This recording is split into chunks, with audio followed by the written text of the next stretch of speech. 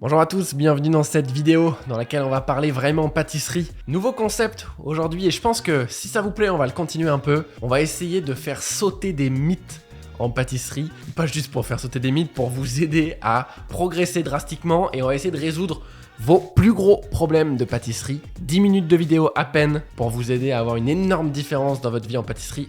C'est parti, on commence dès maintenant. Le sujet d'aujourd'hui, je pense que c'est le problème le plus récurrent que vous rencontrez à la maison, que j'ai rencontré, qui m'a fait péter des plombs, qui a fait péter des plombs à Ava. C'est le fait d'avoir, vous savez, les bords de vos tartes qui retombent quand vous les mettez à cuire. C'est-à-dire que vous foncez votre tarte exactement dans les règles de l'art et au moment où vous mettez au four, vous voyez que le petit bord de tarte, il retombe. Ça, c'est insupportable, sachant que vous avez suivi la recette à la lettre. C'est la 15e recette que vous testez, c'est celle de Cédric Grolet, c'est celle de Philippe Conticini, c'est celle de Charlie Ava peut-être. Et pour autant, ça marche pas. Pourquoi ça marche pas? Pourquoi ce bord de tarte, il retombe? Et surtout, comment on fait pour que ça retombe pas? Prenez de quoi noter parce que je vais vous donner un haut niveau d'explication. Il y a beaucoup de choses intéressantes à dire dessus qui vont vous permettre d'avoir des bords de tarte absolument parfaits à l'avenir. Alors, première chose, il faut que vous sachiez que dans la farine, vous avez ce qu'on appelle du gluten. Le gluten, c'est une protéine qui est contenue dans la farine de blé notamment dans les farines de blé type 45, type 55. La particularité du gluten, c'est que au plus vous travaillez votre pâte, au plus vous la malaxez, au plus vous la mélangez dans le bol de votre robot, au plus le gluten va créer de l'élasticité.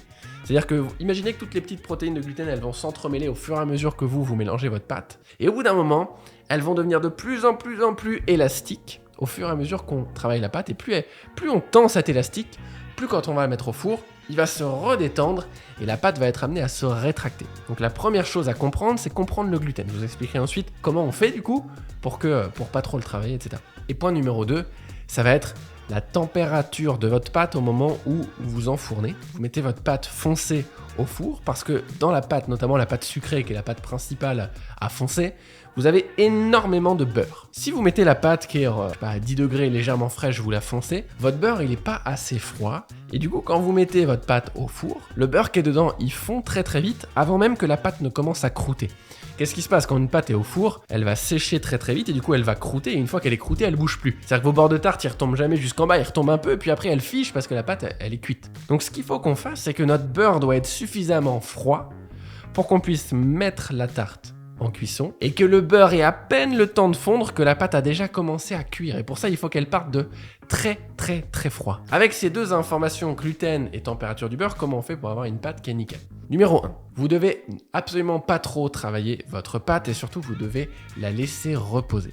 Quand vous mélangez votre pâte, que ce soit au robot ou à la main, ça je vous encourage à la faire à la main, ça travaille toujours un petit peu moins avec la corne comme ça en faisant des mouvements de haut en bas sur votre pâte. Quand vous la travaillez, à peine vous voyez plus de farine, quand le mélange est à peine homogène, vous vous arrêtez. C'est pas je mélange pendant que je regarde la télé, je regarde les Marseillais versus les Ch'tis. Non, c'est pas comme ça que ça marche.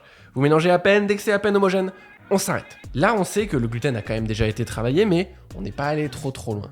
Mais surtout, cette boule de pâte, on va pas l'étaler maintenant, pas forcément, on va la bouler, la mettre dans un film alimentaire et on va la laisser reposer au réfrigérateur pendant peut-être au moins 1 heure, histoire vraiment de la laisser se détendre. Et dans un deuxième temps, ce qu'on va faire, une fois qu'elle est détendue, c'est qu'on va pouvoir l'étaler avant de la foncer. Mais une fois qu'on l'étale, qu'est-ce qu'on fait?